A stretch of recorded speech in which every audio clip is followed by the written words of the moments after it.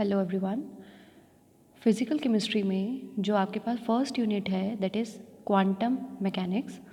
इस quantum mechanics में हम रीड करेंगे आज कुछ टॉपिक्स। तो सबसे पहले ये देखते हैं कि जो क्लासिकल है और क्वांटम है इसमें क्या डिफरेंस है। जो क्लासिकल मैकेनिक्स है आपकी उसमें आपके पास मैक्रो मॉलिक्यूल्स के साथ डील करते हैं and in the quantum mechanics में आप रीड करोगे माइक्रो मॉलिक्यूल्स के लिए, मतलब जो फिनोमिना आपने मैक्रो मॉलिक्यूल्स के लिए रीड किए हैं उसको छोटे पार्ट्स में पढ़ने के लिए, मतलब माइक्रो के लिए भी आपको जो नॉलेज चाहिए that comes in the quantum chemistry. And in that quantum chemistry you are having the topic that is Schrodinger wave equation, very important topic of this quantum कि जो श्रोडिंगर वेव इक्वेशन है आप उसको किस तरीके से derive कर सकते हैं और किस लिए ये काम आती है। So let's start with the Schrödinger wave equation. Schrödinger wave equation में सबसे पहले in the light of the de Broglie concept अगर हम ये रीड करें कि ड्यूअल नेचर जो होता है मैटर का, जिसे हम ये पता लगा सकते हैं कि जो हाइजेनबर्ग अनसर्टेनिटी प्रिंसिपल है, Heisenberg uncertainty principle it means that कि अगर आप किसी भी माइक्रो मॉलिक्यूल्स के लिए उसकी पोजीशन और उसके मोमेंटम को साइमल्टेनियसली रीड नहीं कर सकते हैं। जो भी इलेक्ट्रॉन है that is having the particle nature but has the wave nature too, तो उसके हिसाब से हमारे पास ड्यूअल नेचर के अकॉर्डिंग क्या होगा कि जो उसका नेचर है वो पार्टिकल भी होगा और एज वेल एज वेव भी होगा। सो it would be possible to express the motion of the electron in terms of an equation। वो हम एक इक्वेशन के बेस पे हम उसको क्या कर सकते हैं, डिस्क्राइब कर सकते हैं। तो वो जो इक्वेशन है वो हम किस में रीड करेंगे, in Schrodinger wave equation. So let's take a stretch string. आपने एक स्ट्रैच स्ट्रिंग लेना है and along with the x axis with the velocity v। तो अगर हम देखें कि किस तरीके से इसका डायग्राम होगा, डायग्राम के लिए ये देखिए इस तरीके से आप ड्रॉ करेंगे and you are having this wave nature. तो आपने इस वेव नेचर को लेना है। अब ये जो वेव नेचर है आपका अलोंग द एक्स एक्सिस, तो ये एक्स एक्सिस के अलोंग लिया आपने, this is your x axis के अलोंग आपने इसको ले लिया। एक्स एक्सिस के अलोंग लेने के बाद देखिए ये जो है आपके पास यहाँ से डिस्टेंस होता है that is your x and wavelength जो आप मेज़र करते हैं दैट इज़ द इन दोनों के बीच का जो डिफरेंस होता है that is your wavelength lambda. So you are having this lambda, ठीक है। तो ये हो गया आपके पास एक vibration of a stretch string. आपने एक स्ट्रिंग लिया है जिसके हेल्प से आप इसको फाइंड आउट कर सकते हैं। With the help of this string what you have to do, अगर हम लेते हैं this stretch string travelling along the x axis is with the velocity v, और हम लेकर चल रहे हैं कि जो इसके y है वो क्या है, उसकी amplitude and you are having the v उसकी वेलोसिटी है। तो अगर हम एक एक्सप्रेशन लिखना चाहें the equation of such motion, equation के लिए जो वेव मोशन लिखेंगे that is you are having curl square y divided by curl square x is equals to 1 upon v square curl square y by curl t square. This is the wave at any point whose coordinate is x और उसका जो time period है वो क्या है t। Then the equation आप उसको इस तरीके से एक्सप्रेस कर सकते हो। This differential equation indicates that, ये क्या इंडिकेट कर रही है कि जो आपका एम्पलीट्यूड है y, जो आपने वेव का लिया है y एम्पलीट्यूड, किसी भी टाइम पर travelling with a particular velocity, वो किस चीज़ पे डिपेंड कर रहा है, वो डिपेंड कर रहा है आपका एक तो x पे डिपेंड कर रहा है और एक किस पे डिपेंड कर रहा है, उसकी टाइम पे डिपेंड कर रहा है कि उसके डिस्टेंस पे, उसके डिस्प्लेसमेंट पे और उसके टाइम पे ये चीज़ डिपेंड कर रही है। और आप ये भी बोल सकते हैं कि जो y है वो किसका फंक्शन है, x और t का, मतलब जो आप उसका एम्पलीट्यूड फाइंड आउट करने वाले हैं that is depending on the function of x and the function of t। तो आप इसको एक्सप्रेस कर सकते हैं एक इक्वेशन से that is your y is equals to f x into f t, मतलब फंक्शन ऑफ x और फंक्शन ऑफ t पे ये क्या कर रहा है, डिपेंड कर रहा है। But for the stationary function और द स्टेशनरी वेव अगर हम एक स्टेशनरी वेव की बात करें तो स्टेशनरी वेव के लिए देखिए, स्टेशनरी वेव आपको ड्रॉ करके दिखाते हैं कि स्टेशनरी वेव क्या होती है। स्टेशनरी वेव में you are having this type, अगर आप इसको ड्रॉ करते हैं, ये वेव आपकी जा रही है। स्टेशनरी वेव फंक्शन में stationary if a string is stretch between the two fix point, दो फिक्स पॉइंट से आपने उसको अलाउ किया है कि वो मूव करेगा। मतलब एक पॉइंट ये हो गया और एक ये हो गया, मतलब वो स्ट्रिंग जो है वो इस डायरेक्शन में भी जा रहा है और इस डायरेक्शन में भी वापस आ रहा है। मतलब आपने क्या किया कि उसको दोनों साइड से क्या कर दिया, फिक्स कर दिया। And if the two points are fix, the wave function is allowed to travel along the string in the one direction such that, वो किस डायरेक्शन में जा रहा है कि जो वेव है reaches the other and, it is reflected in the opposite direction with the same wavelength, speed and amplitude. The string is divided into a number of vibrating segments. देखिए, आपका जो स्ट्रिंग है वो इधर भी जा रहा है और एक पॉइंट पे पहुंच के वो वापस भी आ रहा है। सेम एज़ कि अगर आप कोई भी थ्रेड लो, उसको दोनों साइड से उसको टाई अप कर दो, तो जब वो टाई हो जाएगा तो टाई करने के बाद वो दोनों डायरेक्शन में आएगा। Suppose this point you will take the A and this is your B, तो ये ए और बी के बीच में फिक्स है। अब यहाँ से ये इधर जा रहा है इस डायरेक्शन में और वापस से वो इस डायरेक्शन में भी वापस आ रहा है, वो इस डायरेक्शन में आ जाएगा। तो स्टेशनरी वेव फंक्शन का मतलब हुआ कि आपने अपने दो पॉइंट को फिक्स कर लिया। सो जो आपने अपनी डिफरेंशियल इक्वेशन आपने लिखी थी, that is curl square y is equals to 1/v square into curl square y divided by curl t square, तो उसे आप किस तरीके से लिख सकते हैं फंक्शन के अकॉर्डिंग।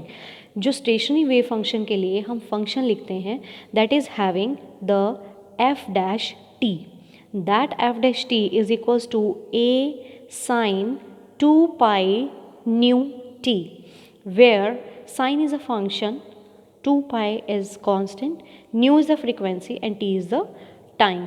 तो अगर आप फंक्शन के लिए लिखना चाहते हो तो यहाँ से आपके पास ये क्या हो जाएगा, function a sine 2 pi nu t. But for the stationary function के लिए ये वैल्यू है, ये आपको याद रखनी है कि स्टेशनरी के लिए आप लिख रहे हो जब आप स्ट्रिंग को स्ट्रैच कर रहे हो। तो देखो, जो आपके पास ये अब ये एफ डैश टी की वैल्यू आई, that is a sine 2 pi omega t. अब इस वैल्यू को आपने कहाँ पर पुट करना है, ऊपर पुट करना है वाई में, क्योंकि आपके पास देखिए डायरेक्ट ये वैल्यू दी हुई है। So your y becomes y f x as it is into f dash t के प्लेस पे आपने क्या लिख दिया, a sine 2 pi nu t. मतलब आपने वैल्यू 2 की जो है वो फर्स्ट में पुट कर दी और यहाँ पर लिख दी। अब आपके पास जो y है वो एक तो हो गया फंक्शन ऑफ x और rest of this value f dash t. Now you are having to differentiate this 2 times. अब आपको इसको 2 बार डिफ्रेंशिएट करना है। For the non medical students it is easy to differentiate, but medical students के लिए थोड़ा सा टिपिकल होगा कि आपको इसको डबल टाइम डिफ्रेंशिएट करना है। बट नो प्रॉब्लम, वो डबल टाइम डिफ्रेंशिएट भी इजीली हो जाएगा। डबल टाइम डिफ्रेंशिएट करने के लिए देखिए, सबसे पहले आप क्या करोगे, curl y divided by curl t. आपको फर्स्ट टाइम उसको किसके विद रिस्पेक्ट टू करना है, टी के विद रिस्पेक्ट टू। तो जब आप उसको टी के विद रिस्पेक्ट टू करेंगे तो यहाँ पे जो साइन है वो कॉस में चेंज हो जाएगा और जो 2 पाई है कॉन्स्टेंट वो आगे आ जाता है। फिर दोबारा आप उसको जब कर्ल स्क्वायर उसको डबल डिफ्रेंशिएट करेंगे तो डबल डिफ्रेंशिएट करने के बाद आपके पास ये वैल्यू आ जाएगी। The value is minus f x 4 pi square nu square a sine 2 pi nu t. And for this देखिए, जब आपके पास ये वैल्यू आती है तो आप ये चीज़ नोट किए कि ए साइन 2 पाई न्यू टी, जो ये वाली वैल्यू है, this is same the function F dash T जो आपने पहले लिया था। सो वो जो एफ डैश टी है वो आप यहाँ पे पुट कर सकते हैं, that is F dash T. Rest of the value remain same. आप इस कांस्टेंट को आगे ले आएंगे, minus 4 pi nu square f x into f dash T. अब देखिए, सबसे पहले आपने क्या किया था, इसको t के विद रिस्पेक्ट टू डिफ्रेंशिएट किया था। Now you have to differentiate with respect to x, मतलब इस फंक्शन के with respect to. So you have to take the curl square y into curl x square, मतलब आपको इसका x के with respect to क्या करना है, डिफ्रेंशिएट करना है। अब जब आप इसको x के विद रिस्पेक्ट टू डिफ्रेंशिएट करेंगे अपनी फर्स्ट वैल्यू को, देखिए आपने इसको नहीं करना, आपने अपनी फर्स्ट वैल्यू को करना है, that is having this one, y is equal to f x into a sine 2 pi nu t. इसको आपने क्या करना है, विद रिस्पेक्ट टू t भी डिफ्रेंशिएट करना है और विद रिस्पेक्ट टू x भी डिफ्रेंशिएट करना है। तो आपने t के विद रिस्पेक्ट टू तो यहाँ तक कर दिया, but you have to take with the x के साथ जब आप इसको डिफ्रेंशिएट करेंगे, so your value becomes curl square y divided by curl x square is equals to curl square f x divided by curl x square into f dash t. तो यहाँ से किसके ये, यहाँ पर इसके x के विद रिस्पेक्ट टू आप इसको डिफ्रेंशिएट कर देंगे। Now you see your first equation that is this one. तो आपके पास क्या आ गया, आपने अब कर्ल y को x स्क्वायर के with respect to double differentiate कर लिया और आपने y को विद रिस्पेक्ट टू t भी डबल डिफ्रेंशिएट आप कर चुके हैं। So what you have to do कि आपकी जो भी वैल्यूज़ हैं इसकी और x के विद रिस्पेक्ट टू आप इसमें पुट कर देंगे। So after putting the value your equation becomes this one. तो आपकी इक्वेशन बन जाएगी, आपने इसको पुट कर दिया and see f dash t दोनों साइड आ रहा है तो ये कैंसिल हो जाएगा और आपके पास जो रिमेनिंग इक्वेशन रह जाएगी that is the curl square f x divided by curl x square is equals to this. So we are having, अगर आपको पता हो जो वेलोसिटी होती है that is the nu into lambda. Okay, तो जो आपके पास v की वैल्यू है आप उसको पुट कर सकते हैं ये, तो आपकी जो इक्वेशन में चेंज हो जाएगा that is left hand side remain the same but on the right hand side you are having the v square and nu square, so that changes into lambda square. अगर आपको ये value निकालनी है, देखिए अगर दोनों चीज़ें आपके पास दे रखी हैं इट मीन्स आपके पास जो v square divided by nu square की वैल्यू हो जाएगी that will be lambda square. तो आपके पास यहाँ पे क्या है, reverse lambda square divided by v square. तो यहाँ से आप इसको क्या कर सकते हैं, 1 बाय लैम्डा स्क्वायर। सो ये आ गया आपके पास 1 बाय लैम्डा स्क्वायर। तो यहाँ आपके पास ये आप 1D डायमेंशन या 1 डायमेंशन के लिए आप ये लिख सकते हैं कि आपके श्रोडिंगर वेव इक्वेशन एक्सप्रेस करते हैं इस तरीके से। But you are having now 3 dimension, तो आपके पास 3 डायमेंशन होता है। 3 डायमेंशन के लिए हम क्या लेंगे, 3 डायमेंशन के लिए आपको अपने जो कोऑर्डिनेट्स हैं that is having the x y z, तो वो आपको एक्स वाई जेड तीनों में लेने पड़ेंगे। Psi a function of x y z. तो देखिए जो आपके पास ये फंक्शन था सिर्फ एक्स का था, this is not having the y and z. तो आपको अगर ये तीनों के लिए लेना हो तो आपका फंक्शन ये हो जाएगा। सो कर्ल, तो आप ये जो एफ है इसको रिमूव कर देंगे साई से। So you are having curl square psi divided by curl x square y square, same for z square is equals to this. देखिए फंक्शन x नहीं रहेगा, function remain the psi because you are having the psi function with respect to x y एंड z in the 3 dimension. So by using the de Broglie equation, de Broglie equation आपको क्या कहती है कि lambda जो होता है वो किसके इक्वल होता है, h divided by m v. Left hand side remain same, you have to put this value, lambda square की वैल्यू आपको पुट करनी है। सो जब आप लैम्डा स्क्वायर की वैल्यू ये पुट करेंगे h square divided by m square v square, तो यहाँ पे पुट कर सकते हैं m square v square divided by h square. अब देखिए जो एम वी स्क्वायर आ रहा है this is having this familiar one with the kinetic energy.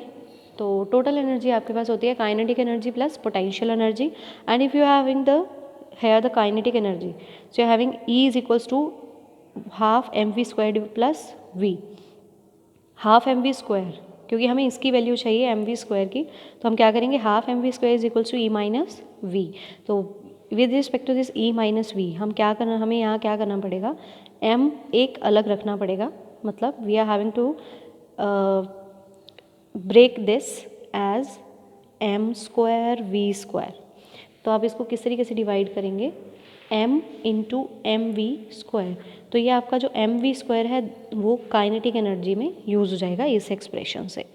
यहाँ पर जो आप ये हाफ एम वी स्क्वायर लिख रहे हैं वहाँ से वैल्यू हो जाएगी e minus v. So by putting this value your equation becomes this, curl square y divide by curl x square, curl square y square and z square plus 8 pi m e minus v psi divided by h square. देखिए ये value जो आप लिख रहे हैं that is having the value of this, कि आपने इसको अगर डिवाइड किया आपके पास था this m v square is equals to, तो हाफ एम वी स्क्वायर आपके पास क्या है काइनेटिक एनर्जी। तो जो आपके पास एक्सप्रेशन था यहाँ पर उसमें आपके पास जो वैल्यू थी this is having this 4 pi m square v square. तो अगर आप इसको डिवाइड करेंगे तो यहाँ से ये हो जाएगा 2 into m v square divided by h square into 4 pi square आपके पास है ही ऑलरेडी, तो यहाँ से जो ये कंबाइन होके हो जाएगा, ये हो जाएगा 8 पाई स्क्वायर m, और यहाँ से ये तो आपका यूज़ हो ही गया है किसमें, काइनेटिक एनर्जी में, हाफ mv², जहाँ से आपने इसको मल्टीप्लाई किया। तो यहाँ से जो 8 पाई स्क्वायर m है ये आपके पास वैल्यू आती है। एंड जब आप इसको कंप्लीट लिखते हैं श्रोडिंगर वेव इक्वेशन को, so you are having the value this 8 pi m into e minus v, sorry 8 pi square, because we are having that pi square ना, तो यहाँ पे भी पाई स्क्वायर हो जाएगा e minus v psi divide by h square. तो ये आपके पास कंप्लीट श्रोडिंगर वेव इक्वेशन है which you can express, and is very very important topic, इससे क्वेश्चन भी आता है। So the next topic we will read in the next class. Thank you so much.